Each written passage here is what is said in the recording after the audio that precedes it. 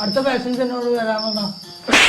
നമുക്ക് എന്താ കുത്തി കഴിച്ച് അത് ഞാൻ കിനാവ് കണ്ടപ്പോ ഞാൻ ഹോസ്പിറ്റലിലെ ഡോക്ടറെ കണ്ട് സൂചിക്കണേ.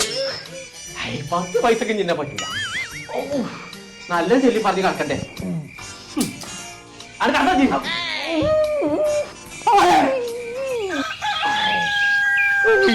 എന്താ കോയക്ക എഴുത്തച്ഛൻ നടക്കണ വരെ നടക്കണോ? അതിന്റെ കൂട്ടൊന്നും പറയണ്ട. അത് ചെറുക്കം നിലർക്ക് ഇനാ വേണ്ടതാ.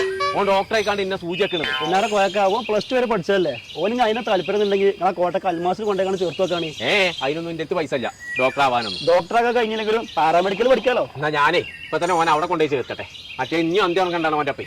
ആസ്പത്രിക്കൊക്കെ പിന്നെ പോവാ.